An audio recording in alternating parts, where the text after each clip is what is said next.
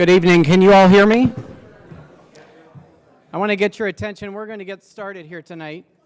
Can you all hear me okay? Okay, excellent. I'm Steve Bourie, the president of Discovery Institute. It's my honor to welcome you here tonight as we launch an important new center, the Walter Bradley Center on Natural and Artificial Intelligence. The work of the center will be crucially important as we evaluate the threats, promises, and limits of artificial intelligence. I also want to welcome, while I'm out, the people who are watching online, this is being live streamed. Thank you for joining us. This program fits neatly within the mission of Discovery Institute. Our mission is to advance a culture of purpose, creativity, and innovation. We believe in a purposeful universe and the uniqueness of human beings. We believe in the power of human creativity to solve problems. And we believe that innovation from the minds of human beings offers a hopeful vision of technological advancement and abundance. Now compare this vision with the vision of the AI apocalypse skeptics like Elon Musk and the late Stephen Hawking.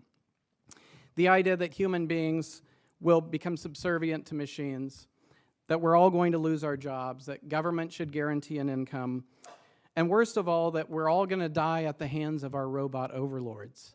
Right? These apocalyptic visions. It simply isn't true. Machines will not gain consciousness or become equal to human beings. We are special creatures. I like to boil it down to this. IBM's Watson may beat a human being at Jeopardy, but Watson doesn't know Watson exists and never will. What is true is that artificial intelligence will cause disruption, and that's something we're thinking about with this new center. But we know from experience that technology disruption has always proven to be a job creator. It will cause great societal change, but it is a job creator. As my colleague George Gilder notes, the maker of the buggy whip didn't have a great future when Henry Ford invented the Model T. Similarly, drivers today may lose jobs to autonomous vehicles in the future, but these disruptions always open the door to many new kinds of jobs, just as the tech economy has done over the last 40 years. Think of the jobs that exist today that did not exist 40 years ago. It will happen again as the power of AI expands and progresses. Now, explaining all this to the public is an important undertaking, and here's why. We're already seeing public attitudes swayed by the alarmists. After all, visions of an apocalyptic future make for some really sexy headlines, even though it's not true. As a result, in a Pew study last year, 73% of Americans are somewhat concerned or very concerned that machines will begin doing many human jobs. No organization is presently challenging that view. This new center, the Walter Bradley Center, will. This program would not be possible without a significant investment of resources from our friend and colleague, Bill Dembski. I'm sad to report that Bill, who had hoped to be here tonight, had to cancel his participation in tonight's event because he needs to be with his mother, who is near the end of her life. And I would ask you to keep Bill and his family in your prayers. His prepared remarks will be shared later this evening. Now, Bill is known to most of you as a founding father of the intelligent design movement, along with Walter Bradley and others, a brilliant mathematician, a longtime senior fellow of Discovery Institute. What is not well known about Bill is that he's also a successful technology entrepreneur, which has allowed this gift to be made possible and the launch of this center to be made possible. I hope you will join me, even in his absence, in thanking Bill and his wife, Jana, for their generosity.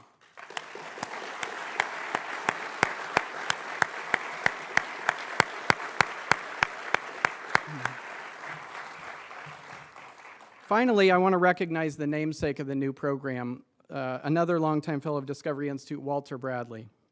He is here tonight from Texas, along with his wife, Ann, and several family members. He'll be introduced more fully in a moment, but I want to begin with a story. When I was a junior at Washington State University in Pullman, I began seeing flyers for a lecture on campus entitled Scientific Evidence for the Existence of God. Now, I don't know how many of you know about Washington State University. Go Cougs. But I couldn't help myself. But it's known for a lot of things like mediocre football and other things. It is not known, and I'm a Coug, it is not known for lectures like the one Dr. Bradley gave that night. So the flyer really stood out. I attended the lecture, which happened to be my first introduction to intelligent design. The lecture offered scientific evidence of design that could be used to counter the prevalent Darwinian views espoused on campus. And as a Christian in a hostile campus environment, it was profoundly meaningful and important. And I said already, the speaker at that lecture was Dr. Walter Bradley. Over the course of his career, Dr. Bradley has given hundreds of similar lectures on campuses around the country and around the world. I share this story because I'm just one beneficiary of tens of thousands who have learned from him over the years. I don't think that my presence at that lecture 25 years ago, or my presence here tonight to launch the Bradley Center is a coincidence. I believe in providence. So I want to thank Dr. Bradley for joining us this evening and say this tribute is very well deserved.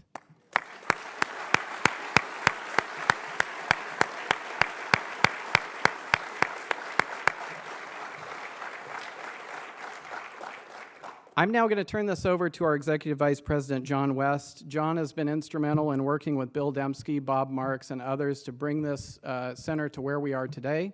We're excited to launch it. John's going to introduce tonight's program, including Dr. Marks. Thank you.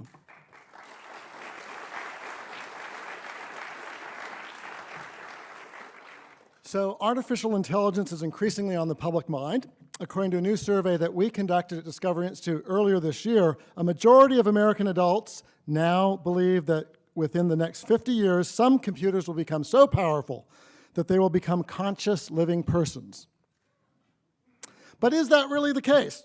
What's going to be the real impact of artificial intelligence, and how can we make sure that it works for human and humane ends? Those are the questions we hope to begin to explore tonight. First, we're going to hear about the vision and mission of the new program we're launching at Discovery Institute, the Walter Bradley Center for Natural and Artificial Intelligence. Then we'll have a panel of distinguished experts who will address the challenge of artificial intelligence to human uniqueness. Will the machines take over? Finally, our experts will engage you in what I hope will be robust Q&A. You'll actually get to come down here for that. Our opening talk about the vision and mission was to be given by Dr. Bill Dembski, who, as Steve Bourie said, very much wanted to be here. But just because he's not here in person doesn't mean you're not going to hear his remarks, because he did prepare remarks, and it's fitting that tonight those remarks are going to be delivered by Dr. Robert Marks, the director of the new Bradley Center. Before handing things over to Bob, I want to do just some further introductions of both Bill and Bob.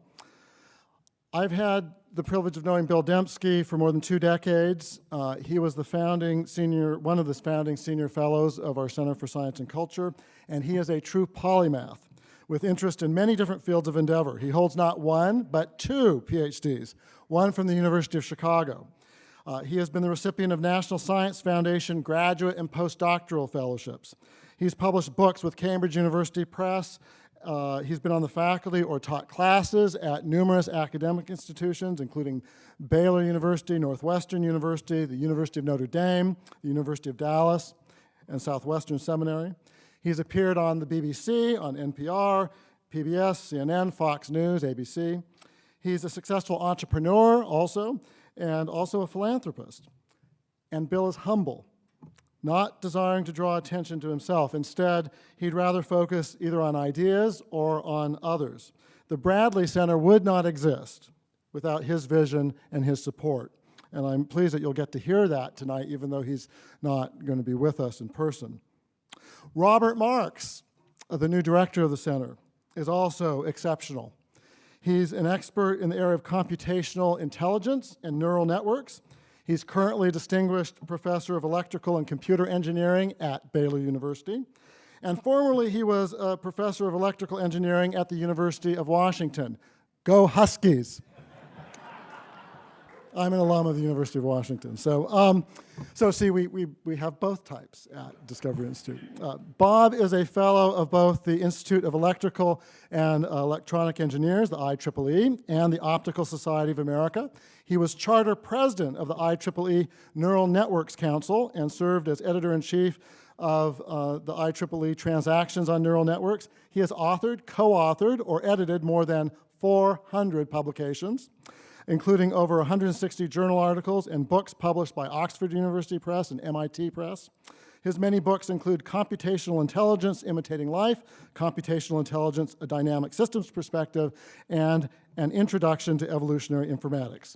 But you didn't come to hear me, so let's give a warm welcome to Dr. Bob Marks.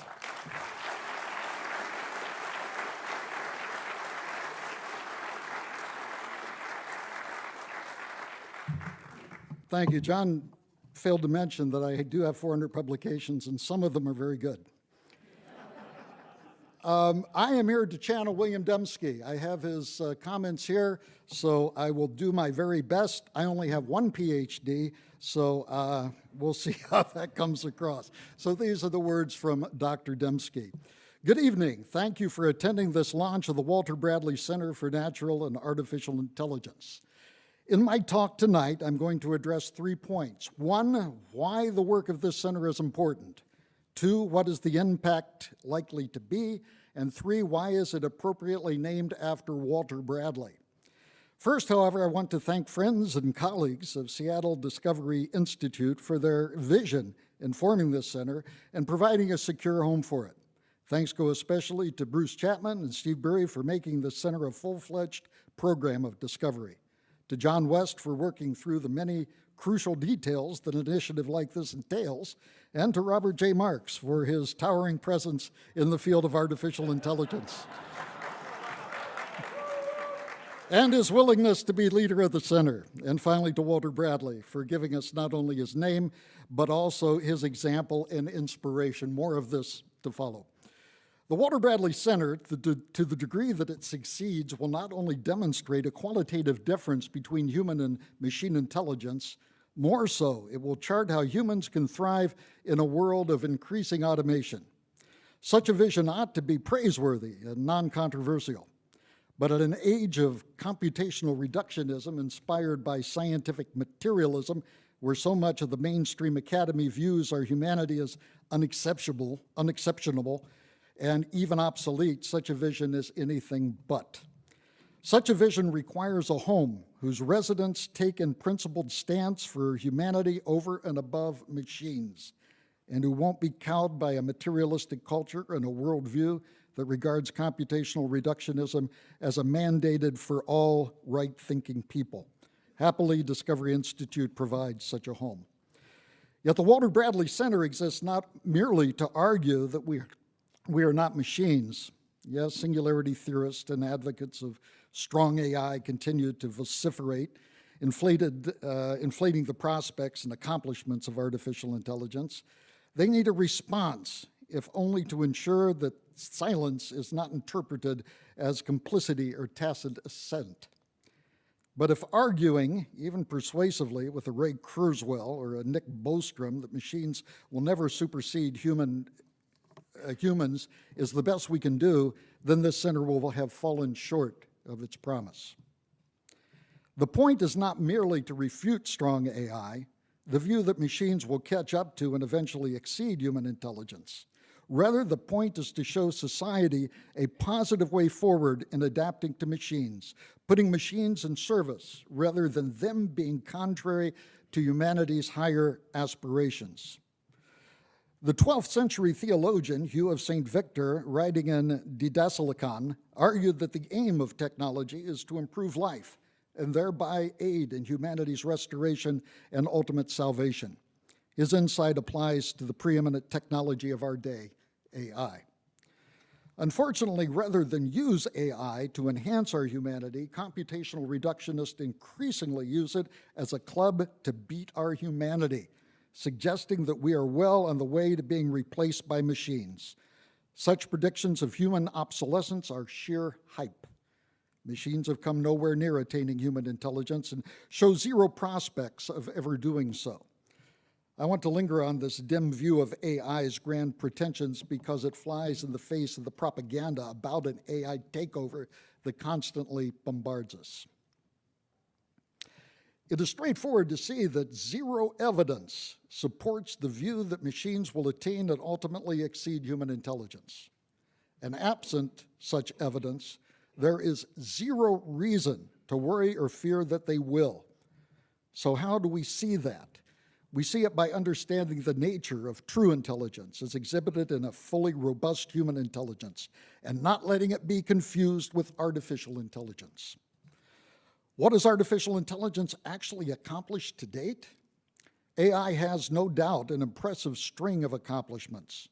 Chess-playing programs, Go-playing programs, Jeopardy-playing programs, and those just scratch the surface. Consider Google's search business, Facebook's tracking and filtering technology, and the robotics industry. Automated cars seem just around the corner. In every case, however, what one finds with the successful application of AI is a specifically adapted algorithmic solution to a well-defined and narrowly conceived problem. Nothing wrong with any of this. The engineers and programmers who produce these AI systems are to be commended for their insight and creativity. They are, if you will, building a library of AI applications, but all such AI applications, even when considered collectively and extrapolated in light of an ever-increasing army of programmers working on ever more powerful computers, still don't get us any closer to computers achieving, much less exceeding, human intelligence. For a full-fledged AI takeover to become a reality like Skynet or HAL 9000 from 2001, A Space Odyssey, AI needs more than a library of algorithms that solve specific problems. To date, AI has done nothing more than build such a library.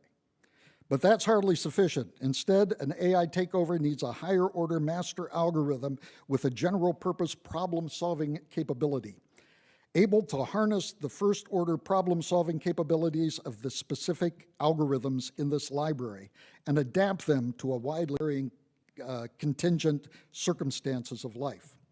Building such a master algorithm is a task on which AI's practitioners have made zero headway. The library of search algorithms just described is a kludge. It simply brings together all existing AI algorithms, each narrowly focusing on solving specific problems. Yet what's needed is not a kludge, but a coordination of these algorithms, appropriately matching algorithms to problems across a vast array of problem situations. A master algorithm that achieves such coordination is the holy grail of AI, but there's no reason to think it exists. Certainly work on AI to date provides no evidence for it, with AI, even at its current outer reaches, still focuses on narrow, well-defined problems. Absence of evidence for such a master algorithm might prompt defenders of strong AI to dig in their heels. Give us more time, effort, and computational power to devote to this problem of finding such a master algorithm, and we'll solve it. But why should we take such Bill uses big words, protestation seriously? We simply have no precedent or idea of what such a master algorithm would look like. Essentially, to resolve AI's master algorithm problem, supporters of strong AI would need to come up with a radically new approach to programming, perhaps building machines by analogy with humans in some form of machine embryological development. But such possibilities remain, for now, pure speculation. Results from the computational literature on no free lunch theorems and conservation of information, see the work of David Wolpert and Bill McCready on the former, as well as that of Robert J. Marks and me on the latter, imply that all problem-solving algorithms, including such a master algorithm, would need to be adapted to specific problems. But such a master algorithm would have to be perfectly general, transforming AI into a universal problem solver. No free lunch and conservation of information demonstrate that no such universal problem solvers exist. Yet what algorithms can't do, humans can. True intelligence, as exhibited by humans, is a general faculty capable of taking wide-ranging, diverse abilities for solving specific problems and matching them to the actual and multifarious problems that arise in practice. Such a distinction between true versus machine intelligence is nothing new. Descartes and Leibniz understood it. Descartes put it this way in his work, Discourse on Method. While intelligence Try to change my voice. While intelligence is a universal instrument that can serve for all contingencies, machines have need of some special adaptation for every particular action. From this, it follows that it is impossible that there should be a sufficient diversity in any machine to allow it to act in all events of life in the same way as our intelligence causes us to react. Just to be clear, I'm no fan of Descartes. My own philosophical sensibilities have always been Platonic, and I regard much of his philosophy as misguided. For example, his undue emphasis on philosophical doubt and the havoc it created for metaphysics. Even so, I do think this quote by Descartes hits the nail on the head. Indeed, it is perhaps the best and most concise statement of what may be called AI's master algorithm program, namely the total lack of insight and progress on the part of the computer science community to construct a master algorithm, or what Descartes calls a universal instrument that can harness the algorithms AI is capable to produce and match them with the problem situations to which those algorithms apply. Good luck with that. I'm not saying it's impossible. I'm saying that there's no evidence of any progress to date. Until then, there's no reason to hold our breath or feel threatened by AI. The only worry really should be that we embrace the illusion that we are machines and therefore denigrate our humanity. In other words, the worry is not that we'll raise machines to our level, but rather that we'll lower our humanity to the level of machines. For instance, go to McDonald's these days and you'll find that orders are taken not by humans, but by responsive automated displays. Rather than view the change from human to machine order, rather than view this as a change from human to machine order takers as a triumph of AI, it should be viewed as a case of human intelligence being minimally taxed and thus being replaced in a given instance by a machine. Instead of lamenting that machines are encroaching on our work, the lesson rather should be to make our work more challenging and to provide us with the skills and education so that we can handle more challenging work. The Walter Bradley Center needs to be a place where the best philosophical and scientific arguments against the reduction of human to machine intelligence are aired. I've sketched one such argument here in terms of the obstacles to producing a master algorithm of the sort that strong AI seems to demand. But other arguments against this reduction could be made as well, whether from metaphysics, consciousness, language, quantum mechanics, Chinese rooms, Gödel's theorem, etc. I don't regard all these arguments of equal merit, but they are worth exploring, articulating, and bringing into conversation with the supporters of a materialistic reduction in mind. Yet, as I've emphasized, the Walter Bradley Center needs to do more than simply argue for a qualitative difference between humans and machine intelligence. Indeed, if we are right and such a qualitative difference exists, then people already understand that at some deep level of the soul that they are more than machines. The bigger challenge for the Walter Bradley Center, then, is to help us live effectively with machines. In that regard, we are not Luddites. Failures of AI give us no reason to celebrate. We want to encourage AI's full development, albeit within the bounds of life-affirming ethics. AI, like any technology, can be abused, as, for example, putting it in the service of the porn industry. Even so, at the same time that we want to encourage AI's full development, we want also to encourage humanity's full development. Ours is not a cyborg vision in which humanity and technology meld into an indistinguishable whole. Rather, the point is to maintain our full humanity in the face of technological progress. Machines must and ever remain our servants. Interestingly, the impulse to make machines our masters comes less from the strong AI community than from totalitarians who see in a machine takeover as a means of social control. A control exercised not by the machine, but through machines, as in the surveillance state. The importance of the Walter Bradley Center for Natural and Artificial Intelligence then is this. It is to clarify the limits of machine intelligence, to understand intelligence as it exists in nature, preeminently among humans, and above all, to chart fruitful paths for humans to thrive in a world of automation brought on by AI. It's really this latter aspect of the center that will define its success and its impact. It's one thing to exchange arguments and critiques with the defenders of strong AI, but the real challenge for this center is to build an educational and social infrastructure conducive to productive human-machine interaction. The point is not simply to talk and critique, it is to do and build. Accordingly, the Walter Bradley Center needs to emphasize the following themes. 1, digital wellness. How can we maintain our peace of mind as machines become more and more a part of our lives, an issue already of grave concern as social media compete with face-to-face human interactions? 2, education. How should we be educated? What topics do we need to study? What skills do we need to attain? And what are the most effective modalities for delivering education so that we can stay ahead of machines? Living lives engaged in meaningful full-time work despite the continuing rise in automation.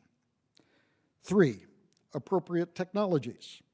How do we ensure that people have technologies they need, technologies increasingly affected by AI, that will allow them to thrive individually and in community rather than as setting up for example, let's see, in community rather than as, sorry, that allow them to thrive individually in community rather than as cogs in an impersonalized, mechanized organizational system. The 4th point is entrepreneurship. How do we harness technologies to build wealth-creating enterprises, businesses, so that people, especially in the developing world, can escape poverty and become self-sufficient? The impact of the Walter Bradley Center will depend to the degree on which it can effectively advance these themes. Each of these themes, taken individually, is significant, but jointly, they define a unique focus of the center and how it can help make the world a better place. I'm optimistic that the center's impact will be substantial and even groundbreaking. We certainly have a great team in place, but we also have the example of Walter Bradley himself, which brings me to the last topic of this talk. It's hard for me to speak of Walter Bradley in less than hagiographical terms. He has been an inspiration to me personally over the years, though I continue to fall short of his example in so many ways. But beyond that, in every area where the center named in his honor promises to make a difference, he has made an important contribution. On the question of natural and artificial intelligence, he has for decades, in print and by lecture, said the universe as a whole and life in particular gives evidence of intelligence, not reducible to the motions and modifications of matter. He spearheaded the most important book on the origin of life in the 1980s, The Mystery of Life's Origin. The book laid out the information theoretic barriers to life arising from stochastic chemistry, and his work as a material scientist focusing on polymer chemistry gave him further insights into the distinction between the natural and the artificial. As a longtime engineering professor, both at Texas A&M and then at Baylor, Walter understands the importance of education to the full growth and flowering of the human person. But he was never merely a professor imparting knowledge of his field to his students. He was always concerned about the well-being of his students, taking a personal interest in them, inviting them to conversations about the larger issues of life. While at Texas A&M, he even offered a non-credit mini course to students on how they could study and learn more effectively by improving their reading skills, their memory, etc. While living in Texas, I continually ran into people whose lives had been transformed because they knew Walter. Even so, Walter's reach goes beyond research, teaching, and looking out for people in his backyard. While at Baylor, he helped organize a trip to Africa with fellow students and faculty from the engineering school. There, over the course of 2 weeks, they built a bridge that saved residents a daily 20-mile trek around the river. This got Walter thinking not just about the benefits of technology in general, but how appropriate technologies might be used to put people in the developing world into a business for themselves. This, in turn, led him to setting up coconut farmers in business, using coconut husks to replace synthetic fibers, as needed in automotive interiors. Thus, in Walter Bradley, we find someone who has reflected deeply on the intersection of natural and artificial intelligence, who has done seminal research in this area, who has been an educator, who has ever been concerned about the well-being of fellow students and faculty. He has advanced appropriate technology. He has harnessed these technologies to help people in the developing world and help them to make a living. Add to that, Walter Bradley has been fearless and uncompromising in standing against the materialistic currents of our age, and you will have a worthy namesake for this center. And so I commend to you the Walter Bradley Center for Natural and Artificial Intelligence.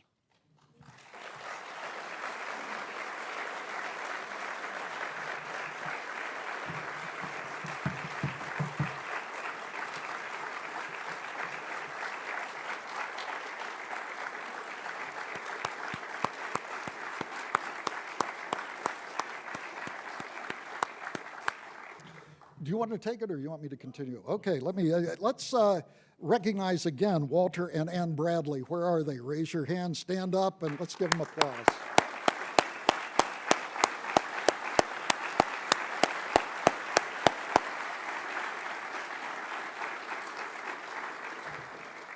Walter is accompanied this evening by his son, Steve, who is a professor of business at Baylor University. Steve Bradley and his wife, Christy, and they brought their daughter, Catherine, with them. Steve?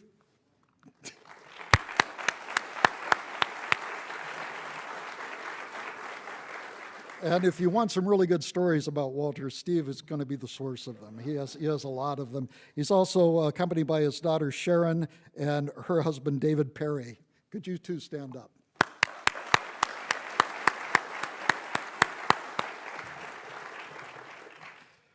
Well, here's what we're going to do. I'm going to have some brief remarks. Most of them are footnotes to Bill's commentary.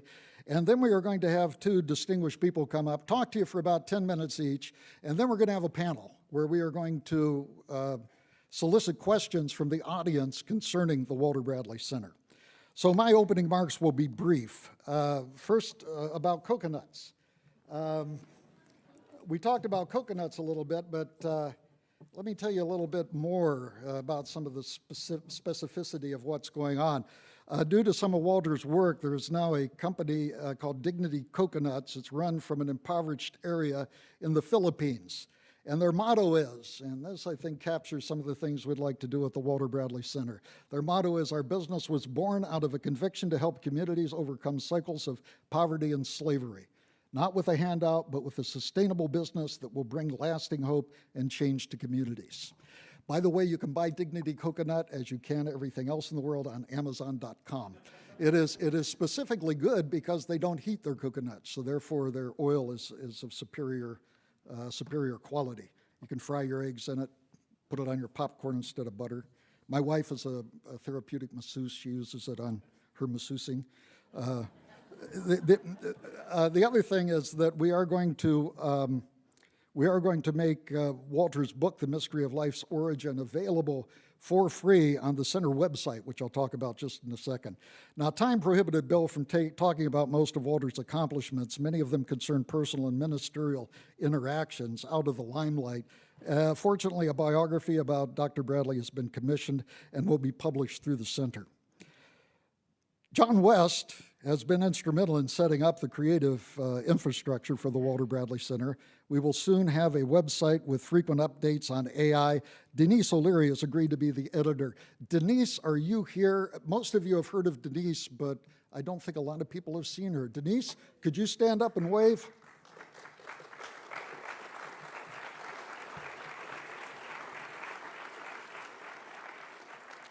We'll also have a social media presence and a podcast. I will be hosting most of the podcasts, it looks like, and they'll be good. The name of the podcast is Mind Matters, and the website, which will be made public sometime in the near future, is mindmatters.today. Not mindmatters.com, mindmatters.today. today. Today is a new suffix. I didn't know that. The Walter Bradley Center will offer microgrants. This is kind of cool. We'll be offering microgrants for projects congruent with our mission. Emphasis will initially be given to appropriate and sustainable technology, and we'll be announcing details on that soon. So those end my comments. Let me introduce to you two people, and they will both come up, take about 10 minutes, and after both of them have talked, we will field questions that you have. So let me first introduce George D. Montañez. He is a machine learning researcher and data scientist with Microsoft, working on automatic machine learning systems. He was recently awarded a PhD from Carnegie Mellon University in machine learning under Dr. Cosma Shalizzi, focusing on developing a framework for understanding why machine learning works from an abstract and unified search perspective. Dr. Montañez received his MS degree in computer science from Baylor University and his BS degree from the University of California, Riverside in computer science. His research has been recognized with several awards. Now, this is pretty impressive. Usually, if you're a professor and you get a Best Paper Award, boy, your salary gets bumped up. As a graduate student, it's really incredible. He has won the IEEE SMC 2017 Best Student Paper Award. SMC stands for the Society on, the Society on, I forgot what it's called. Systems Man and Cybernetics. Okay, thank you. Systems Man and Cybernetics. The IJCNN 2017 INS Intel Best Student Paper Award, the IJCNN 2017 Best Poster Award, and IJCNN stands for the International Joint Conference on Neural Networks. And he also won the CIKM 2014 Best Paper Award. He is a former NSF GRFP Fellow and Ford Foundational Pre-Doctoral Fellow, and previously interned at Yahoo Labs and Microsoft Research. This summer, Dr. Montañez will be joining the computer science faculty at Harvey Mudd College in Claremont, California as an assistant professor. His academic website is whymachinelearningworks.com. So if you want to get into the nitty-gritty, that's where to go, whymachinelearningworks.com. He is the proud father of 3 children, age 6, 4, and 1/52nd. Oh, it's 3/57ths? Oh, 3/52nds, meaning that he had a little daughter born 3 weeks ago. So nevertheless, he's with him. Please join me in welcoming to the podium George Montañez.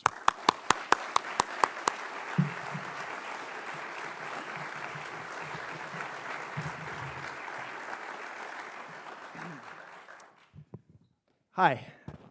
So before I begin, I really want to just show my gratitude for being able to be here to honor Dr. Bradley. Bob didn't mention this specifically, but at my time at Baylor, Dr. Bradley was also a big influence on me, which shouldn't surprise you. He was a big influence on everybody he came across. And so for me, it's an honor to be able to honor him in this way. So tonight I'm going to be talking to you about a question that I've grappled with for a long time, which is, can we make machines in our image? Now, my chosen field of research is machine learning, which attempts to answer that question in the affirmative through the creation of specific systems to do just that. Over the past 40 years or so of machine learning research, there have been a lot of progress, fields of progress made, and also some surprises in this research. And to my mind, one of the biggest surprises has been the need for bias in algorithms. And typically when we hear about bias in machine learning, we always hear about it in a negative context, right? We have these algorithms which are deciding whether people should be sent back to prison or whether someone should be given a loan, and we don't want these algorithms to be biased. But at a very fundamental level, bias is what actually powers machine learning. And it turns out that if you want an algorithm that is unbiased, so an algorithm that is capable of learning everything equally well, you end up with an algorithm that can't actually learn. You end up with something that's called a rote memorizer. So if you show it something that you've already given it in training, it'll be able to regurgitate the exact answer you presented it with. But if you show it something new, it actually can't decide, and it'll just randomly give you an answer. And so this sort of bias that we need to give to the algorithms, we give it in different ways. Typically, we give it through the choice of architecture, how we're going to set up these algorithms in the first place, and also how we're going to tune the algorithms through things called hyperparameters. So these are like tuning knobs on these algorithms. And these decisions need to be made before you actually look at your data.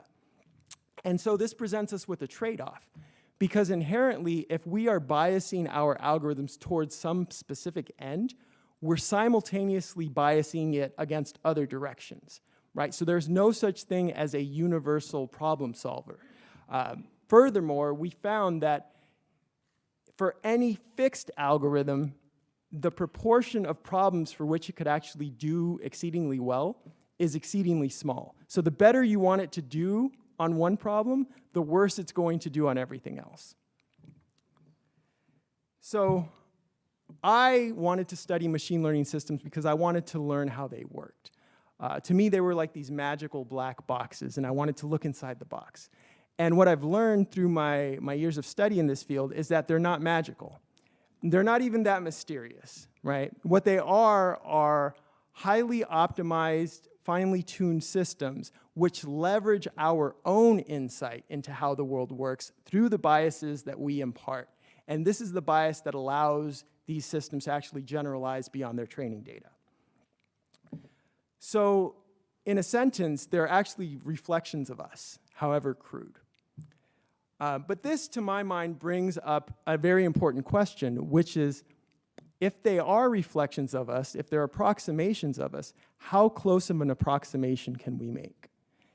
And Alan Turing, who is the luminary father of computer science in many ways, he presented a question, which is, can machines think?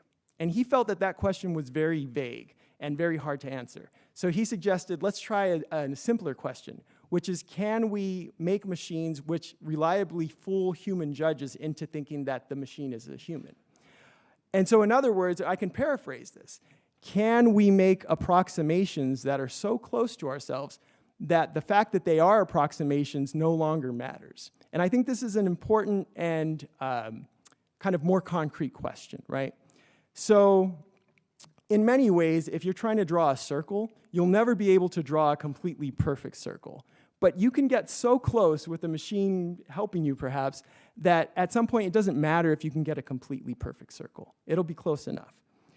And so will we get to the point where this distinction will cease to have the big importance that it has now? I feel that that's an open question. And again, my field of research is machine learning, and we're working on these things. To bring Alan Turing up again, the same year that he wrote his revolutionary paper introducing the Turing machine, which forms the basis for a lot of modern computation theory, somebody else wrote an equivalent formulation, some guy, Emil Post.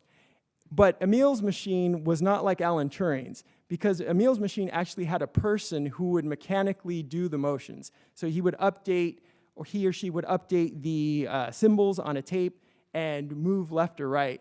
Alan Turing had the insight to realize that you could actually replace this person in the loop with just a finite state machine, which is a very simple machine. And I bring this up to say that even if machines can never fully replicate human beings, for a lot of things we don't need all of human ability to be able to do them. For the Turing machine, you don't need the full panoply of human ability in order to have this machine work. You just need a finite state machine. And I think that we're kind of getting to that point in a lot of the research in AI and machine learning to realize that maybe something like being a travel agent, you could actually have a machine replace a person to do that, because being a travel agent doesn't necessarily need the full range of human creativity and human experience.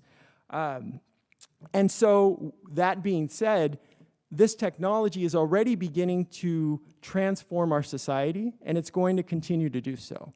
And so I feel that this center is very important, because the ways in which it's transforming our society, it's important to have people at the forefront who are looking at these issues from a responsible and a creative point of view, rather than a pessimistic point of view.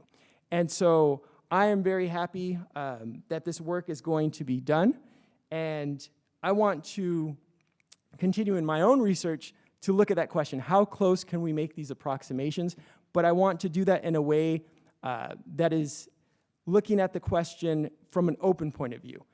Not necessarily answering the question before I research it, but just looking for, we're already approximating these things. How much further can we push this approximation, and can we do it in a direction that's going to benefit humans rather than harm them? And that's pretty much what I have for remarks. Thank you all for coming here, and let's give a round of applause again for Dr. Bradley. Thank you.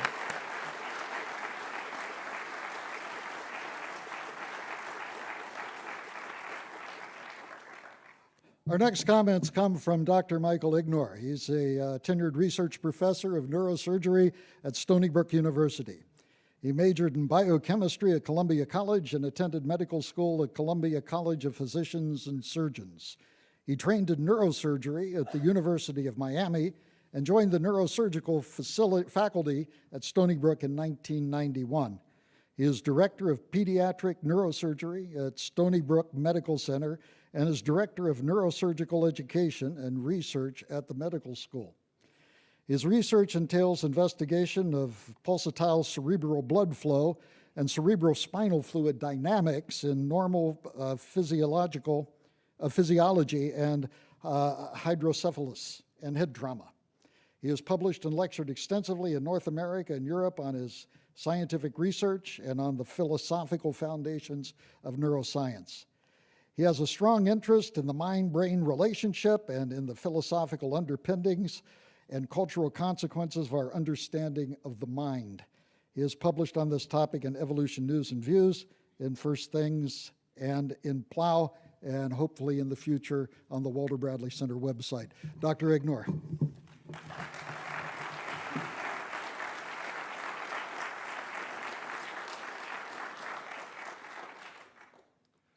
Thank you very much. It's a privilege to be here at the inauguration of the Bradley Center and to honor Dr. Bradley. And I want to thank Bill and John and Bob for this opportunity. Over 30 years of neurosurgical practice and reflecting on neurosurgery, the questions that I've had mirror the questions that the Bradley Center is asking. The questions include, what is thought? And are humans unique?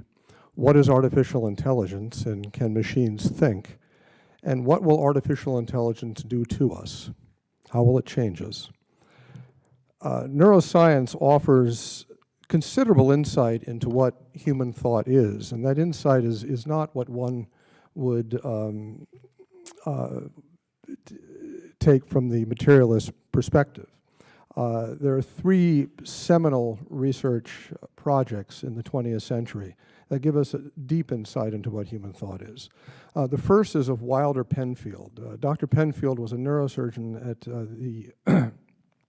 in Canada, and he was a pioneer in the mid-20th century on epilepsy surgery. And he did open craniotomies with patients awake. He'd use local anesthesia so they felt no pain.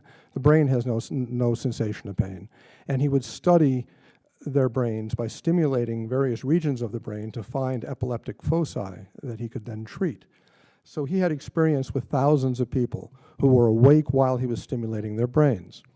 And he began his career as a devout materialist. He was a scientist. Materialism, he felt, explained all of the mind. And he ended his career as a passionate dualist. And this was based on two observations that he made. The first was that when he would stimulate people's brains, he could cause all manner of experience for the patient. He could have the patient raise their arm, he could have the patient move their leg, he could have them move their face, or even say a word, or see a flash of light, depending on where he stimulated the brain. I've had that experience myself, not only as a surgeon, but as a volunteer in a project that used a magnetic stimulator that just held outside of my skull, and I had my own arm move that same way by stimulating my cortex. And what Penfield found, much to his consternation, was that he could not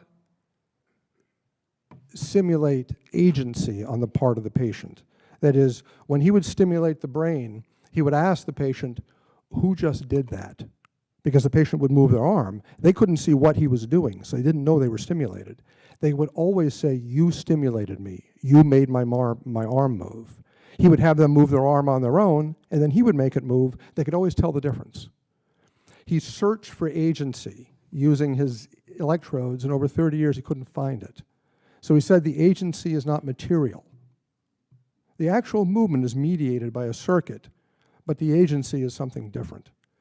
The other thing he noted, which is a fascinating observation that remarkably has gone completely unquestioned in medical science, is he asked, why are there no intellectual seizures? We know about seizures. People can fall down, they shake all over, or you can have milder seizures where you just move a limb, or where your face twitches, or whether you have an abnormal smell or have visual phenomena. But you never start doing calculus when you have a seizure. And you never contemplate justice, and you never contemplate political science. And the question is, well, if large portions of the brain are devoted to higher intellectual functioning, why don't seizures occasionally make you take second derivatives instead of just jerk your arm? And they never, ever do. In 30 years of practice, I've never seen a seizure have any intellectual evocation. And Penfield asked, why are there no intellectual seizures? So his answer as to why he could not find agency by stimulating the brain and why he never observed an intellectual seizure was that the intellect and the will in human beings is not in the brain. It's not material. The brain mediates it, but doesn't give rise to it. The second line of research was that of Roger Sperry, who is a Nobel laureate, was a Nobel laureate working at Caltech. And Sperry studied split brain patients. You may have heard of these people. They're patients who've had surgery in which the hemispheres of their brain are surgically disconnected. We actually cut through a fiber bundle between the hemispheres so that the brain now really is two brains, essentially. There are connections deeper down, but they don't connect the hemispheres very effectively. And this is done to stop seizures. There are rare kinds of seizures that start in one hemisphere and spread to the other, that if you can disconnect the hemispheres, the seizures are much milder and much easier to live with. So these operations have been done really since the 1930s, and they work very well. And Sperry took these patients and he studied them in detail because he wanted to ask what happens to someone's mind when you cut their brain in half. And the remarkable result of Sperry's work isn't what he won the Nobel Prize for. He won the Nobel Prize because he found a whole bunch of subtle perceptual changes, very, very interesting things. The remarkable thing was that he had to do Nobel Prize level research to find any difference at all. That is, I've known many of these patients. I've done the surgery. These are normal people. You meet them, I talk to them, their brains are cut in half, but they're still one person. They're completely unitary. They don't have two minds. They don't have two intellects or two wills. None of that. The only differences they have are subtle perceptual things. For example, the left hemisphere is usually the speech hemisphere. And if you have your brain cut in half, only something presented to your right visual field, which is the visual field that your left hemisphere sees, can you speak about. You can't speak about things in your left visual field that your right hemisphere sees, because your right hemisphere doesn't have speech. Now, what people do is they'll look and they'll cheat, even unconsciously. So there are perceptual differences, and there are differences that won Sperry a Nobel Prize for figuring out, but they're very subtle. Your intellect, your will, your sense of self is still unitary, even though your brain is split in half. So what Sperry showed, in the same way that Penfield showed, that agency and intellect in human beings is immaterial, Sperry showed that the mind is metaphysically simple. It can't be cut. You can't split the mind. But you can split the brain, but not the mind. The third line of research was that of Benjamin Libet. Libet is a researcher who I think should have won the Nobel Prize. He's a brilliant man, worked at the University of San Francisco in the mid-20th century. And Libet studied the timing relationship between brain waves and thoughts. When you think, you get brain waves usually, and he wanted to know what was the timing between them. It was very difficult research because it's hard to time, but he did. And he particularly was interested in the question of free will. So Leibniz asked volunteers to make a decision to do something and then do it, like push a button. And he put electrodes on their scalp, and he found consistently that when you make a decision, a simple decision to do something, a yes or no decision, that about half a second before you make the decision, a half a second before you're aware of making a decision, you have a brain wave. And the brain fires, and then a half a second later you say, I'm going to push the button. It made it seem as though free will wasn't real. It made it seem as though unconscious brain activity drove you. And you thought you chose to push the button, but your brain really told you to do it, and you mistakenly think you have free will. But Leibniz, being a first-rate scientist, didn't stop at that. What he did was rather clever. He asked his volunteers then, make your decision to push the button and then immediately veto that decision. Decide, I'm going to push this button. No, I'm not. No, I'm not. And he recorded their brainwaves when they did that. And he found that when you veto the decision, there's no brainwave at all. So you have brainwave, awareness of decision, veto decision is silent in the brain, but you would veto the decision. So Leibniz said, we might not have free will, but we have free won't. And he was very well versed in theology. Actually, he was rather deeply philosophical and theological man. And he said, "This is a beautiful scientific example of temptation and sin." He said, "We are constantly presented with unconscious brain motives to do things, but we have the immaterial free choice as to whether or not to do it. We can veto it or we can accept it." So he said the original sin is a real thing, and he measured it in his laboratory. So Leibniz showed that free will is real. Sperry showed that the mind is metaphysically simple. And Penfield showed that at least the intellect and will are immaterial. The second question that I've had is, can computers think? My answer is no, of course they can't. Machines can't think. They will never be able to think. And the reason I believe that is actually a fairly simple line of reasoning. It's a line of reasoning that's been used by philosophers for quite a while, and is a fairly simple way to put it. The first question you can ask is, what is computation? And the answer is pretty simple. I'm not a computer guy, but I'm sure my colleagues who are computer experts will agree. Computation is the matching of an input to an output according to an algorithm. Something goes in, comes out, there's an algorithm that determines how what goes in is transformed into what comes out, and that's computation. If you type an essay on your word processor, you're using computation. There's a keystroke, there's a letter that appears, the input, the output, and the algorithm is the word processing program. If you type an essay making one argument, you use the program and you use the computation. If you type an essay making the opposite argument, you're using the exact same computation. The computation could not care less what you're saying in the essay. Computation is blind to meaning. It pays no attention to meaning at all. Meaning means nothing to a computer. When you take a photograph, if I take a photograph of a brilliant sunshiny day, I don't have to use a different camera to take a photograph of a dark night, because the camera doesn't care what it's taking a photograph of. Meaning means nothing to the computer in the camera. Now, what is thought as opposed to what is computation? The best answer to what is thought, I think, that's been given was given by a guy named Franz Brentano, who was a German philosopher in the 19th century. And Brentano asked, is there any one quality of thought that utterly distinguishes it from matter? Because it seems that thought is different from matter. And he said, yes, there is. He said, every thought is about something. Try to think of something that's not about something. You can. I'm thinking about Seattle. I'm thinking about justice. I'm thinking about a concept. Thoughts always are directed, and he called that intentionality. It's actually a very old term that the scholastic philosophers used. Every thought points to something. He said, matter never points to anything. Matter is just matter. It just exists. For example, this pen. This pen isn't about anything. It's just a pen.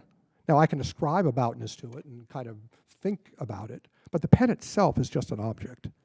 So thoughts, inevitably, always, the hallmark of a thought is that it has meaning.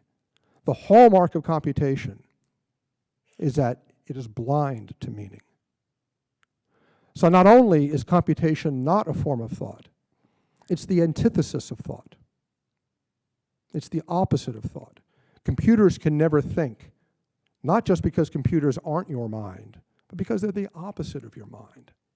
Now, interestingly, computers can absorb your mind because they don't care about meaning. So you can represent on a computer all kinds of thoughts, all kinds of meanings. Anyone who's searched the internet knows.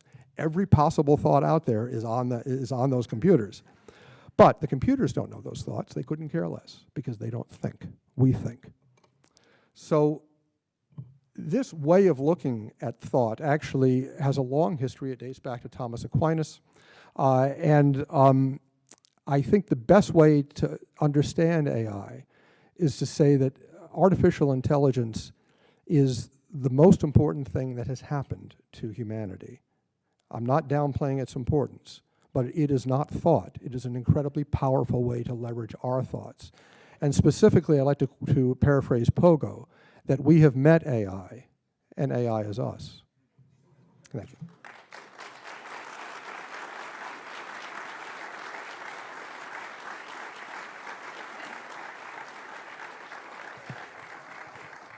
So now it's all of your turns. I would like all of our three experts to sit down there, and we'll get you each a microphone.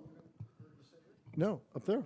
Up there. And then I'll get you each a microphone. And then if you want to ask some questions, engage in some dialogue, you'll sort of line up. I mean, I guess you could be down here and down there, and we'll go back and forth. So those who want to ask questions, why don't you come down while I'm getting the microphones for people.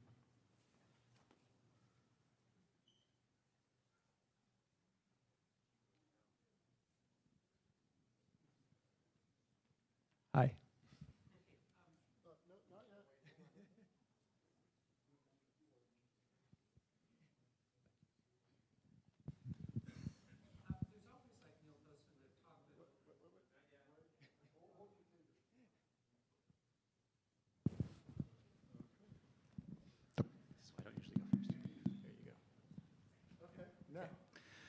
There's authors such as Neil Postman have talked about hidden dangers of technology.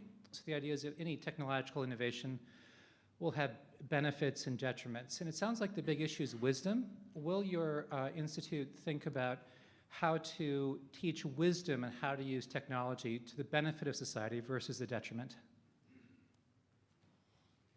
I guess that's me, huh? I've heard it said that AI is like the new electricity. Electricity impacts everybody all the time, everywhere. I think that's also going to be true with AI. And just like any technology, it's neither good nor bad. It's what we do with it. And so we're going to have to be very careful. We use electricity, even though people still get electrocuted, and frayed wiring burns down houses. We're going to have dangers with AI, and it's still going to exist. And the question is how to mitigate it. I'm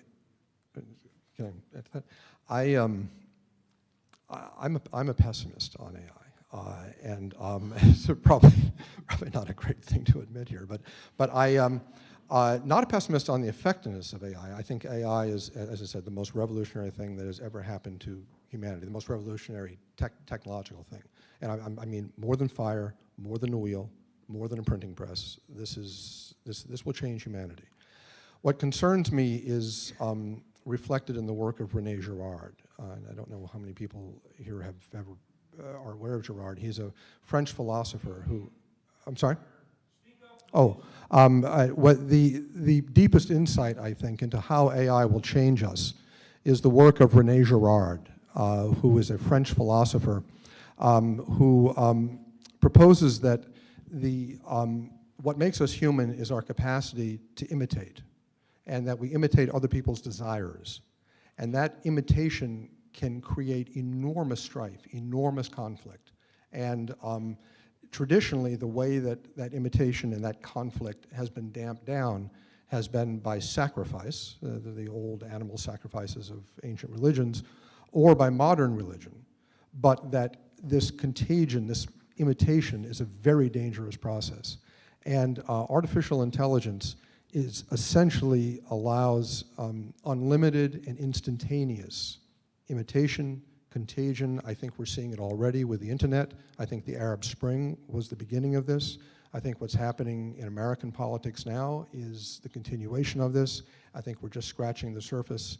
And AI has enormous potential for good, and it has enormous potential for harm, and particularly with the contagion factor that we're seeing. Okay, we'll go on this side, actually, and then we'll come back to here. Yes.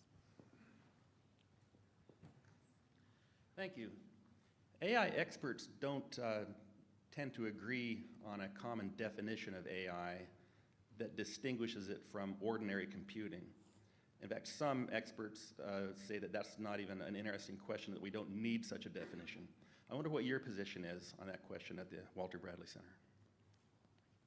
So I will give kind of so your answer is correct. A lot of people will have differing opinions on what AI is. If you ask 10 researchers, they'll give you probably 11 answers. So the way that I kind of have my mental model of the difference between something like AI and machine learning is that AI, if you look at the history of the development, it was focused on trying to use kind of logic and trying to essentially emulate the way that humans do things, right? This traditional AI approach. And that made some progress, but it didn't make a lot of progress. There was the AI winter where people just said, you know, this stuff isn't working well, all these promises that we were going to have these human-like machines very quickly, that didn't work out. And where machine learning kind of took a turn was that machine learning said, okay, we're not going to necessarily create these general intelligences, but what if we give a very well-defined, very specific problem that is amenable to statistical calculation? And once we started looking at problems like that, this is where we get the revolution that we have today in machine learning. And the press will say AI, but what they really mean is machine learning. And so it's this statistical way of looking at things. And now with deep learning, it's still somewhat a statistical way of doing it.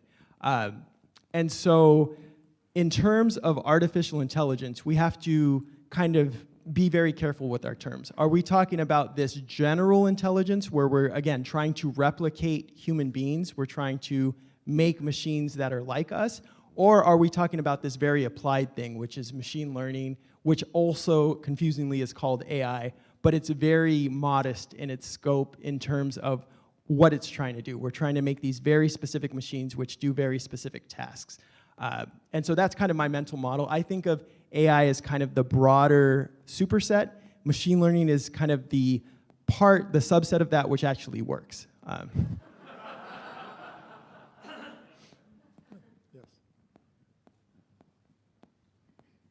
I had a couple of questions. Can we provide meaning or simulated meaning to machines through the classic prime directive and a various list of objectives, a very list of values that we can artificially provide meaning to experiences, to learning, and if we can do that, you get to the Turing test. If you can pass the Turing test really well, does it matter that, well, it doesn't have a real mind, it doesn't have real thoughts? I guess that's the question, is what does that matter at that point? So I know that you're probably going to want to speak on this, so I'll try to get a couple comments real quick. So this is going back to kind of the comments that I made earlier, right? In terms of we're trying to make these approximations, and can we make the approximation so close that it kind of doesn't matter anymore that it's an approximation?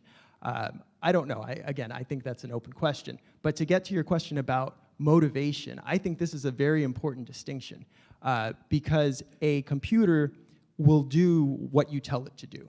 An algorithm will always do what you tell it to do, even if you don't think you're telling it to do what it's actually going to do.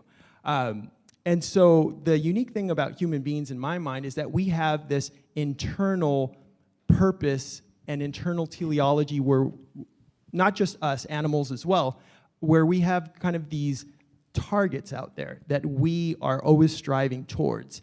And a machine learning algorithm or an AI algorithm, to the extent that we place that there, it will follow that target, but that is all external to it, right? And so it can have goals that we place in there, but I don't know, again, it's an open question, but I don't know in my mind if we will ever be able to develop a system that kind of self-generates goals the same way we do. Well, even, people have to be taught morality, right? So sounds similar. Yes, but even if you don't teach people morality, they will come up with their own internal goals. And animals are not taught morality. They have their own internal things that they're striving towards. So this is something that's very mysterious to me and very amazing about life. I believe that computation is blind to meaning. So any meaning in a machine is meaning that we put there. However, sometimes the machine works in such a way that our meaning is confusing to us. That is, that it can make our meanings twisted, and we don't always know how it's going to come out on the other end, but it's still our meaning. And I consider the Turing test a test of human gullibility, not a test of machines.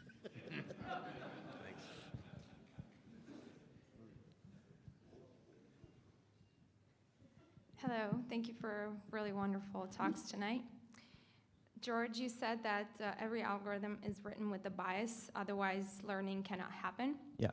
Given that industry leaders like Google puts out software code to enable and encourage an open source community for software developers to develop AI algorithms, how can those algorithms be enabled to have that bias to be kept moral? Is there a guide that maybe companies like these could provide? Or, I mean, who even makes that determination of that morality in those algorithms? Yeah, so this is a very important question. So not all biases are equal. So ideally, you want your biases and your assumptions that you build into the algorithm to actually align with what's the case in the real world. And to the degree that those things differ, your algorithm's actually going to suffer. And then there's also this moral dimension as to which biases are you going to leverage. Because just because there is something that may be telling and it'll improve your algorithm from 98% accuracy to 99, maybe it's not worth it because of the human cost involved. And I think that you ask who makes these decisions, ultimately it's whether it's right or wrong, it's whoever's producing the software. So as long as the companies have the ability to produce the software and are not necessarily held accountable for it, they'll continue to do that. I think that now there's this growing awareness in the public that these algorithms are affecting their lives as well. And so now we have people like Mark Zuckerberg being called before Congress and having to testify because now the general public is becoming aware of this problem. But again, this is the bias that we hear about, right? This negative bias. But more fundamentally, you can just think of this bias that machine learning algorithms need as assumptions that are made beyond the training data. And that can be anything. It could take any form. It's how do you connect between the dots rather than just looking at the dots themselves. I would submit that any morality that you have is not on the AI. AI can be no more moral than a toaster. Rather, it is the responsibility of the programmer. The morality comes from the programmer. And I think eventually when AI goes into the field, that it is going to be the programmer and the company who is going to be held responsible legally for self-driving cars that kill people and things.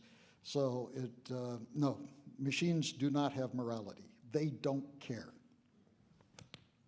Thank you.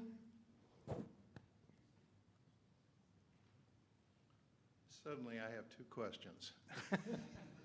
On what you were saying about the bias.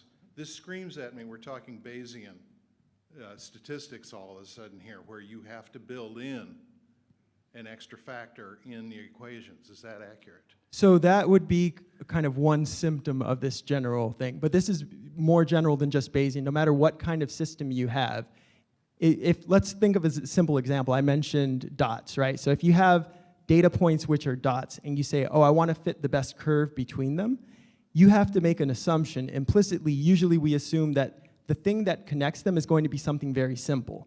But those data points themselves don't tell you whether the thing that connects between them is actually very complex or simple. That's an assumption we make beyond the data. And so, yeah, in a Bayesian setting, what you're doing is you're picking your prior to match what you hope to be something that's true about the real world, right? So that would be a symptom or a specific case of this kind of general phenomenon. Good, thank you. The second one is something more general. I'm not sure I can say this clearly, but I'm going to try. We have some very wealthy people living, for example, in San Jose, who are very excited about having the ability to inhabit an AI before they don't inhabit the body they're living in now. This creates an incredible amount of belief and desire, which we all know can overcome, good sense. And it's going to attract felons, personally, and felonious nations, because enough money is at stake.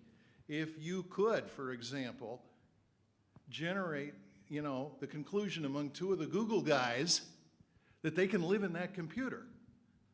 And now all you got to do is convince them that instead of their will being executed, they will continue to control their fortune after they're dead via the program that has been been created by heaven knows who, although they're going to trust them, which obviously has to be updated from the real world over time so that they can, continue to grow and mature as people after they're living in the computer. I think you can see where I'm going with this as far as how would you like to control the fortune of two of the Google guys? So to rephrase your comment / kind of question is, what I think you're saying is that this would open up the door to a lot of fraud in the sense of giving, is that what you're? On a monumental scale, the incentive for the win is. So we have vested interest in hyping these things up and making people feel that they're right around the corner. And getting, making my program work for Mark Zuckerberg. Well, I think this might be one of the things that the Walter Bradley Center looks at. I think that the idea of downloading a human being into a computer is, computers today or computers of the future are simply not possible. We are non-algorithmic. We can do things which cannot be written as algorithms. Computers can only do algorithms. Given this fact, we cannot be represented in a computer because we would have to be represented as an algorithm, and we are above and beyond that. We are creative, we're sentient, we have consciousness. Those are all non-algorithmic properties, and people need to be educated that indeed this is something which cannot be captured by a computer or downloading. Oh, I absolutely agree. Okay. But once he executes a contract that says that that's where his fortune goes. Yeah, I know. It's a problem for the lawyers, I guess. Yeah. Thank you for being here. I love this image. She's simultaneously daydreaming and generating 11-dimensional polytopes in her head moment by moment there, so that's great. My question is in the quantum realm, if you could just expand on the emerging field of quantum biology and quantum computing, and will the Walter Bradley Center be exploring any possible intersection of Well, those first of all, fields? quantum computing in itself is algorithmic. Quantum computers can do nothing that regular computers can do. Anything you can do on a quantum computer, you can do on a regular computer. It's still a Turing machine, if you will. Therefore, it has limitations of the regular computer. That said, there are going to be some interesting possible quantum things happening in biology. I'm not an expert in that, but one of the areas that Roger Penrose is interested in is, where does our creativity come from? He's a materialist, and he believes it's from the microtubules in our neurons and the fact that we have quantum effects there. And he's trying to think of something that isn't physical, that isn't algorithmic, and the only thing he can think of is the collapse of the wave function from the wave function world to the regular world. And that's the only thing that's non-materialistic. So he's looking at that, and right now it's just pure poppycock. It hasn't been developed at all. So could it be? it's an interesting premise, but I don't think in terms of the creativity, consciousness, sentience of humans, no, it isn't going to go there. Okay. I see we now have someone on this side who's been, are you, Jeff? Are you waiting for? Okay. We were going to go back and forth, but yeah. Hi, so something that was mentioned briefly was the outcome of job automation, and somebody mentioned that there would be an outgrowth of a different genre of jobs from this that would replace the jobs lost. I was wondering what kind of jobs you envisioning would come out of this, and would there be an appropriate range of skill levels so that we don't require a PhD of everybody seeking a job? Well, I think that certainly we've already lost a bunch of things to computers. We've lost travel agents. I'm sure other people can think of other things that we have lost to the computers. I guess McDonald's is getting rid of their people in order to have those little kiosk things, which I hate. I think they're very annoying. But yes, are new things going to happen? Bill Dembski mentioned the Luddites. I didn't. How many know who a Luddite is? What's a Luddite? A group of people back in the Industrial Revolution who opposed all the new technology and all the new things that were coming along. Yeah, so they were people that were afraid that technology was going to replace them. And we have that fear today. You know, truck drivers are scared about self-driving cars, and professors are scared about recorded lectures, I guess. So yeah, you know, there is indeed that process, but there's the old premise, and this goes more, I guess, towards finance, the old idea of the buggy whip factory. If you are indeed inventing an automobile, do you want to do something to protect the buggy whip factory? No, it's going to go away, and it's going to be replaced by a new era of people.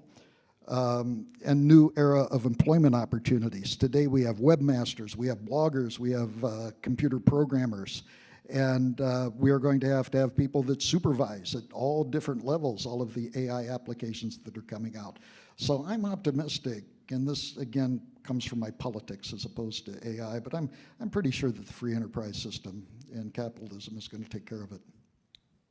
So I think as a person of a certain generation, like I can resonate with kind of almost like the fear behind the question, because it feels like this is something very different from past cases, because it's not that we are replacing kind of a specific aspect of a person. It's kind of if we ever get to the point where the approximations are so good that human labor and human capacity doesn't quite have the same value anymore, where does that place human beings in terms of labor?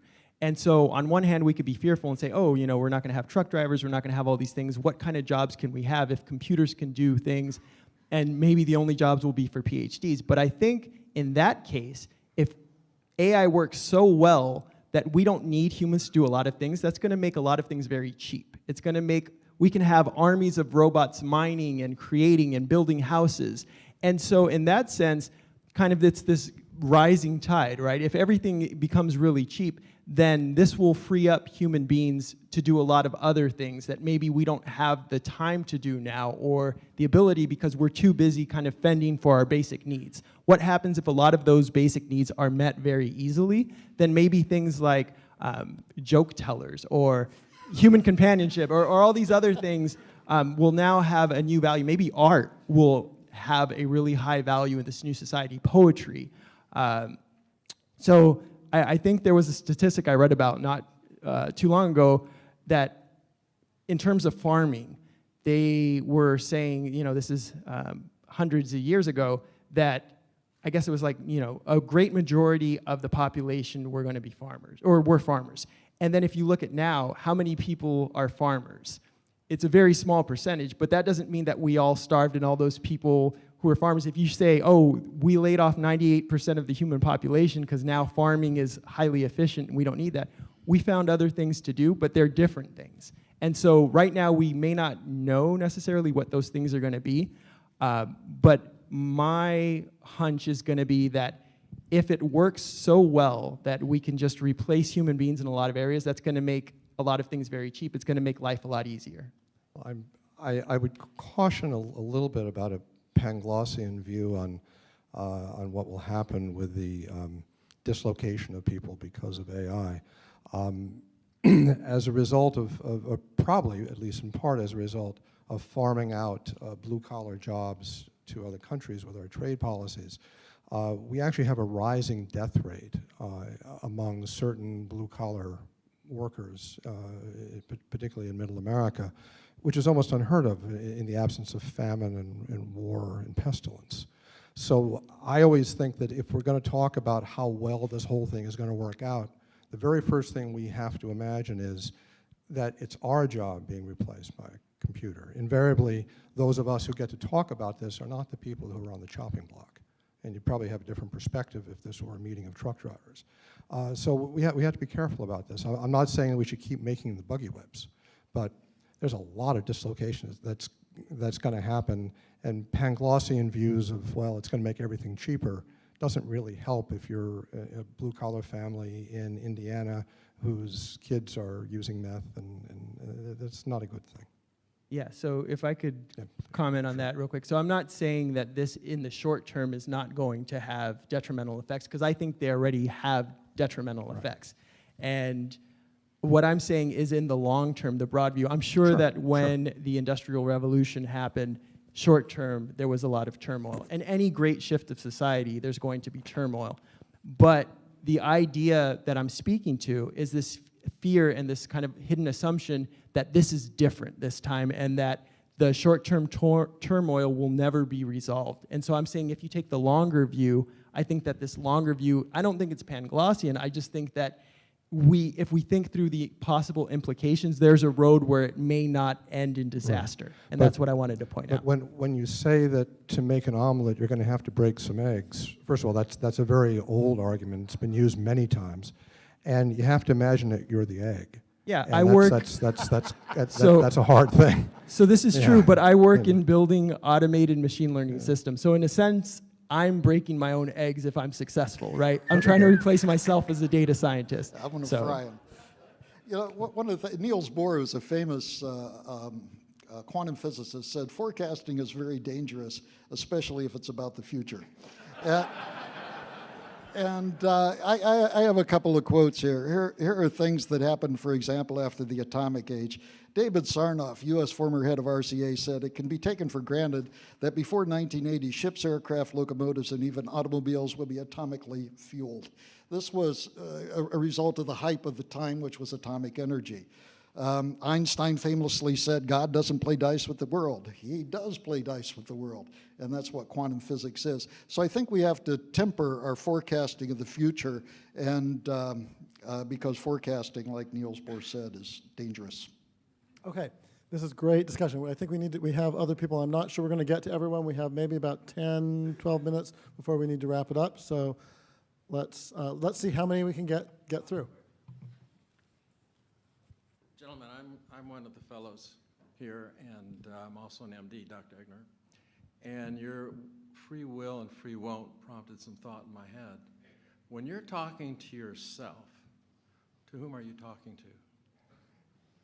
So it's a wonderful question, and I actually think that there's a theological answer to it. I think you get into the Trinity whole thing there, but that we're a reflection of that. But all I can say about thought in regard to that question is that it's difficult to conceive of any thought that isn't about something, even about ourselves. That is, every thought is directed, and it can be directed to ourselves. The question is, when you think about yourself, are there two different entities involved, yourself and your thinking? And is the thinking itself another entity? Is a very interesting questions, but that's almost a theological question, and actually it's been addressed in theology. Actually, it is addressed in the Old Testament, in the Torah, and they speak of a heavenly spirit and an earthly spirit. Mm-hmm. And so we, sort of our bad stuff comes out of the earthly spirit, and the heavenly spirit kind of overlooks the earthly spirit. It's also found in Pinocchio. If you look at the cartoon, there's lamplight on the left shoulder and Jiminy Cricket on the right. And Jiminy Cricket, they say the JC initials were Jesus Christ. Jiminy Cricket, okay. Thanks for your excellent remarks earlier. There's research indicating that in Western culture, people on average have fewer friendships, report greater levels of loneliness, and lower levels of happiness. On a societal level, what do you think will be the impacts of artificial intelligence? Sorry, on human happiness. Oh, I notice already I have a shorter attention span. You know, just from looking on websites and looking at headlines and moving on, and I really think that's affected me. I don't know how it's affected my happiness, but I do believe that interaction with machines diminishes your interaction with other people, and I think that that's very healthy. So, but that's not as an expert. I'm not well versed in that sort of thing. Maybe Dr. Egnor could. As far as human happiness, I mean, I think we'll become less happy, but I don't have any particularly profound thoughts on it. I just think it's not healthy. I do believe that if we consider the internet as sort of the paradigm of artificial intelligence, that what we're going to see is contagion. We're going to see ideas spread without bounds and instantaneously. And what will happen is that every good and bad thing in humanity will be leveraged by orders of magnitude. And I fear that the bad aspects of us will outrun the good. Just me. Ravi Zacharias said, and I'm paraphrasing here, he says, depression does not come from lack of entertainment, but from being overwhelmed by entertainment. And I believe there's truth in what he said. Yeah. Thanks a lot. Thank you. Sure. So you've talked a lot about how artificial intelligence is important technology. It will play a growing role in society. And there were earlier questions about future labor as well as about social interactions. I'm wondering practically, how should we prepare our students for the future of artificial intelligence and machine learning? What should we be teaching them in public schools? Excellent question, and that's one of the areas that we want to address in the Walter Bradley Center. I don't have any definitive responses for you now, but there is a recognition that that is a problem and needs to be addressed. And it would seem to me that a very useful thing to get across to kids from the very beginning is that there is no particular reason to think that computers can think. Because I fear that what they'll be taught is that artificial intelligence is replacing human intelligence, computers have their own minds, blah, blah, blah. And at least kids should be given the perspective that there is no actual coherent reason to think that. And I think we should teach them machine learning and how to build these systems. By the way, Dr. Montañez is homeschooling his children, so that's part of the curriculum, is that right? It's on its way. We're at the arithmetic stage right now, but it's on its way. Hi, good morning. Good evening. Well, thanks for sharing. I see this as the Walter Bradley Center for Natural and Artificial Intelligence, but tonight it's 99% talk about artificial intelligence. We did not mention anything about nature, right? And the best thing to discover the fake dollar bill is to study the true dollar bill. Anybody knows that. But are you at the center going to balancedly study about the natural intelligence and where that comes from, right? Second thing is, you guys are talking about the truck driver may get the job lost. But if you guys said that artificial intelligence doing very well on the well-defined problems, the PhDs are the one that getting replaced because PhDs study well-defined problems. They're not always well-defined. I just went through grad school, trust me. Okay. And thirdly, your manager, Harry Sean at Microsoft, and Brett Smith, they are forming an AI ethics committee. So a lot of companies are doing this AI ethics now. Dr. Robert, are you guys going to be partnering with different organizations, engaging with them to better advance this natural and artificial intelligence? Yeah, certainly we will, but I don't think that ethics itself belongs in the area of the programmer. I think it's rather an area for ethicists and for legal people. Isaac Asimov, I think in the 1950s, came up with his law for robotics. And that was kind of the ethics for robotics that he proposed back then. So something like that certainly is needed. I think, though, that in doing this, we must always keep in mind that the ultimate responsibility for the performance of artificial intelligence is the programmer. Thank you. Okay. I think, yeah, we are pretty much out of time, although we can maybe get one more question. And if it's short, we might even be able to get the second, but no more after that because we'll need to close it off. I'll be short. I work in mathematical modeling, and I frequently use pseudorandom numbers. Is there use for that in machine learning? Great use. What? Great use for mathematical modeling and numbers.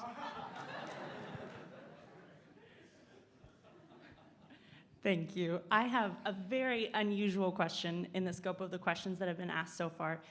It's really a marketing question. So tonight the topic is human uniqueness in the age of smart machines. And how do you plan on educating a populace on human uniqueness in an age where it seems that that continually gets downplayed? So how do you market human uniqueness to humans? I think it's part of the ongoing battle, as was in the message that I read from William Dembski, between those that celebrate humanity, celebrate the Judeo-Christian ethic, the uniqueness of people, and between the materialists that don't allow that to come into their theory. And this is an ongoing battle, not only in artificial intelligence, but across the board. And so, yeah, we will be joining the battle there. Let's thank our panelists and Dr. Bradley for being here and Dr. Dembski for... Okay, the purpose of this event was not to answer all questions, obviously. It was more to begin to raise questions, and I think actually we saw a real microcosm of some of the diversity of views in the discussion about the impact of AI on human beings in the job market, in a great sort of discussion on the panel, which are the sorts of things we hope to really facilitate and promote. So I hope this event has left you pining for more, and if it has, I'd like to suggest some ways you can follow up. First off, come to Discovery Institute's next event, which is a book party on July 27th at Seattle Pacific University that will feature George Gilder and Jay Richards and their new books, Life After Google and The Human Advantage. In fact, The Human Advantage, the subtitle is actually The Future of American Work in an Age of Smart Machines. So you will get one particular perspective on that whole question from Jay Richards, one of our senior fellows who has just written an entire book on it.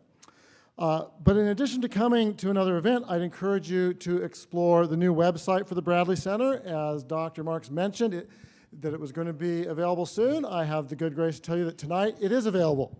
So I'd encourage you to go to centerforintelligence.org. That's centerforintelligence.org. And then I'd encourage you even more to bookmark a brand new news and commentary site that he also mentioned, which is also up and running as of tonight. That is mindmatters.today. And yes, as Dr. Mark said, it's not mindmatters.com, it's mindmatters.today. And that features news and commentary by science journalist Denise O'Leary, and then the Mind Matters podcast, the first one, which will be posted tomorrow morning, featuring Dr. Mark. So if you wake up and you feel you need a new fix of discussing some of these things, go to the Mind Matters site, and while you're there, please take the opportunity to sign up for free email updates about the work of the Bradley Center. So again, that's mindmatters.today. Well, that's all, actually, for tonight. Thank you for coming, and I hope you have a wonderful trip home. So thank you.